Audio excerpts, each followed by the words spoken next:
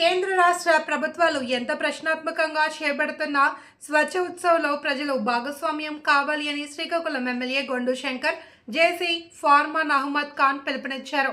నగరంలోని మున్సిపల్ కార్యాలయం నుండి పోయా 7 రోడ్డు నుంచి సూర్య మహల్ వరకు బుధవారం స్వచ్ఛ ఉత్సవ్ ర్యాలీని నిర్వహించారు.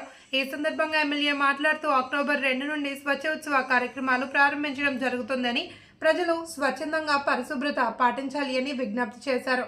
వ్యాపారులు ప్లాస్టిక్ బ్యాగ్లను, పాలిథిన్ కవర్లను వినియోగించొద్దని, గుడ్డ సంచులు వినియోగం ఎంతో మేలన్నారు.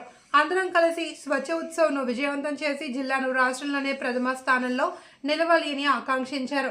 ముఖ్యంగా వర్షాకాలం రావడంతో వ్యాధుల ప్రజలు అవకాశం ఉందని, మున్సిపల్ అధికారులు క్షేత్రస్థాయిలో పర్యటించి కాలువలు మరుగు లేకుండా పరిశుభ్రం చేయాలన్నారు.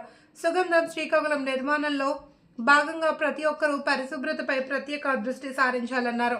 ఈ కార్యక్రమంలో మున్సిపల్ కమిషనర్, మున్సిపల్ మెప్మా అధికారులతో పాటు పాండ్రంగి శంకర్, మందారపు వెంకటేష్, కావిడి సుశీల, పార్టీ కార్యకర్తలు, పలు స్వచ్ఛంద సంస్థల ప్రతినిధులు పాల్గొన్నారు.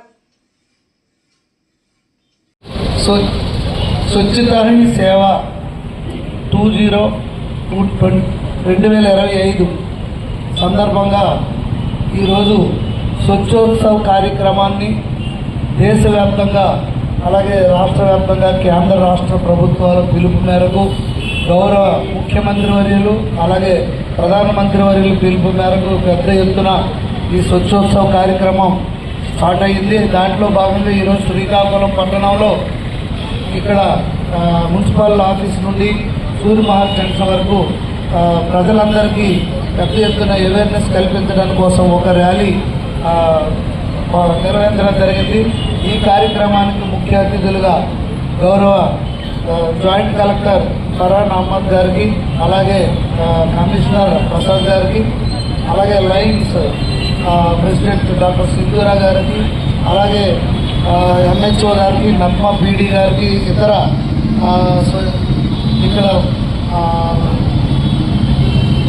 కార్మికులు, మున్సిపల్ కార్మికులు పెద్ద ఎత్తున పాల్గొన్నారు. వారికి, అలాగే టౌన్ పార్టీ ప్రెసిడెంట్ గారికి, మాజీ కౌన్సిలర్కి, అలాగే ఎన్డీఏ కూటమి సభ్యులకు, పెద్ద ఎత్తున పాల్గొన్నటువంటి స్వచ్ఛంద సంస్థలకి, ప్రజలకు అందరూ కూడా పేరు పేరున నా హృదయపూర్వక నమస్కారాలు, శుభాకాంక్షలు తెలియజేసుకుంటూ ఈరోజు ముఖ్యంగా గౌరవ ప్రధానమంత్రి నరేంద్ర మోడీ గారి జన్మదినం సందర్భంగా ఆయనకు కూడా హృదయపూర్వకంగా నగర శ్రీకాకుళం నియోజకవర్గ ప్రజల తరఫున జన్మదిన శుభాకాంక్షలు తెలియజేసుకుంటూ గౌరవ ప్రధానమంత్రి గారు ఇది ఇనిషియేటివ్ తీసుకొని స్వచ్ఛ భారత్లో భాగంగా స్వచ్ఛ ఆంధ్రప్రదేశ్లో భాగంగా గౌరవ ముఖ్యమంత్రి గారు శ్రీ నారా చంద్రబాబు నాయుడు గారి పిలుపు మేరకు పెద్ద ఎత్తున నగరం అంతా పరిశుభ్రత పాటించాలి. దీనికి ప్రతి ఒక్కరూ నడుం బిగించి ముందుకు రావాలి.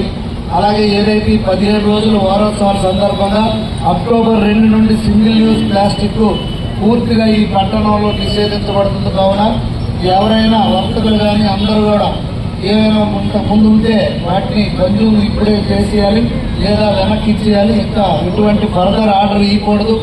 తర్వాత 2వ తారీఖు తర్వాత పెద్ద ఎత్తున దీనిపైన మేము చర్యలు తీసుకోబడుతుంది. కనుక వర్తకులు, వ్యాపారస్తులు కానీ అలాగే నగర ప్రజలు అందరూ కూడా స్వచ్ఛందంగా ముందుకొచ్చి మాకు సహకరిస్తారని నేను కోరుకుంటూ ఈ కార్యక్రమాన్ని ఇంత సక్సెస్ చేసినటువంటి ప్రతి ఒక్కరికి పేరు పేరున నేను హృదయపూర్వక అభినందనలు తెలియజేసుకుంటూ జై భారత్, జై భారత్.